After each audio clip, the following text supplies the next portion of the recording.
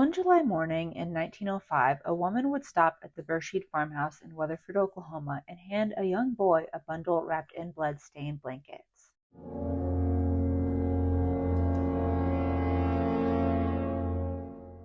On July 7, 1905, Katie DeWitt James's father, Henry, waved goodbye as she boarded a train bound for Ripley, Oklahoma. Katie was a 29-year-old schoolteacher who was leaving her abusive husband, Martin Luther James, and was taking their 13-month-old daughter, Lulu, with her. At a stop in Clinton, a local prostitute named Fanny Norton pulled her aside and told her, "This strange man at the station is asking all these questions about you and your baby." Katie started to really freak out. She was fleeing her husband and going to a whole other town, and who knows what he'll do if he catches up with her. Fanny noticed how upset Katie got and convinced her to get off the train at Weatherford. She could stay with Fanny and Fanny's brother-in-law, and they'd drive together the rest of the way to Ripley. But Katie never makes it to Ripley. Her father never heard from her, and it had been 21 days. So he hired a detective, Sam Bartrell, from Oklahoma City to find out what happened to his daughter. Sam got to Weatherford and he started asking around. People had seen Katie leave the train with Fanny and spend the night at her brother-in-law's house. They'd seen her and Fanny go out on a buggy ride. But when Fanny came back without her, her curious neighbors thought that was a little odd. And more suspicious, witnesses near Deer Creek said Fanny nearly overturned her buggy. She was driving so fast and recklessly as she raced back toward Weatherford. So Sam went to question Fanny,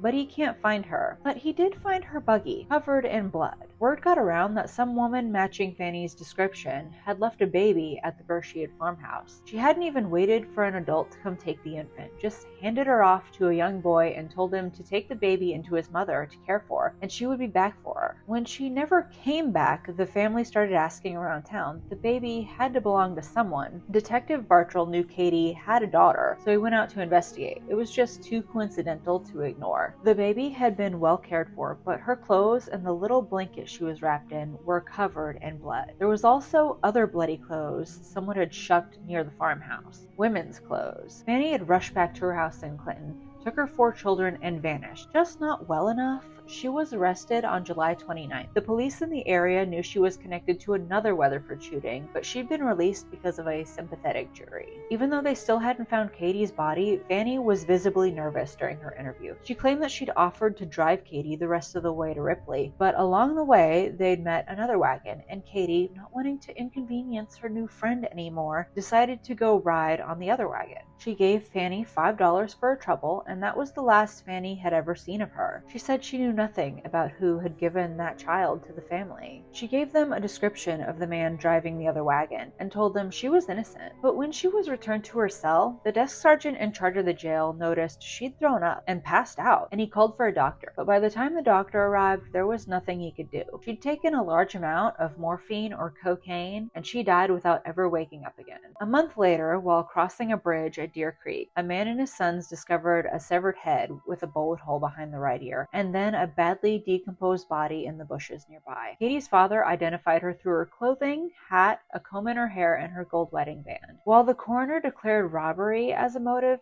people found it strange that her wedding ring was left behind. There was also a lot of talk about her husband. He seemed completely unconcerned while his daughter and wife were missing, and showed no emotional reaction when he found out Katie was dead. But he was never looked at as a serious suspect, and when he got his daughter back, he took her to Dewey County. He never allowed Katie's father Henry to see his granddaughter again, and continued to tell Lulu that her mother was still alive. Tragically, Lulu would die of spinal meningitis when she was 8, likely never knowing what really happened to her mother.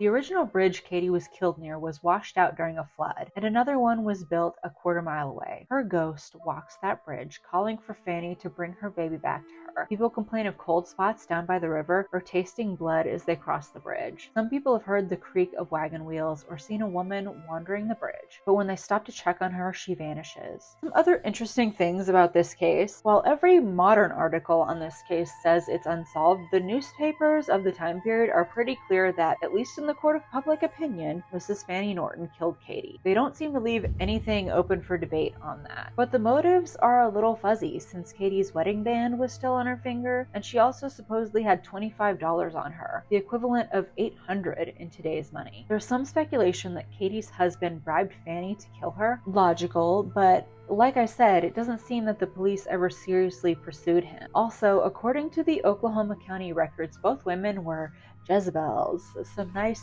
antiquated accusations for you. The article, linked below, on September 5th, 1905, claims both women knew each other and had lived together with Katie's husband. Katie was pretending to be disabled and had her husband carry her from room to room, but one day he found out they were plotting to kill him, and he barged in and they beat him and broke his arm and nearly cut his hand in half. Fanny's husband also claimed that was true, and years later another account by an unnamed man claims that as a boy he saw two men on horseback chase down the wagon. He went to investigate, but Katie had already been shot, and he was forced at gunpoint to cut off her head. So what are your local ghost stories? I never thought I'd find a story tracking a shipment of pork rinds. This is the modern bridge on Dead Woman Road in Weatherford, Oklahoma, or North County Road 2440. I think Dead Woman Road is a little more colorful, but I'm twisted like that. I actually got to go on location and see it. Very exciting. I tasted no blood and felt no cold spot, and if my mother did, she didn't mention it. Just a lot of graffiti and a lot of mud daubers. But I found a wonderful bookstore in town. Check out Hooked on Books if you're ever in the area.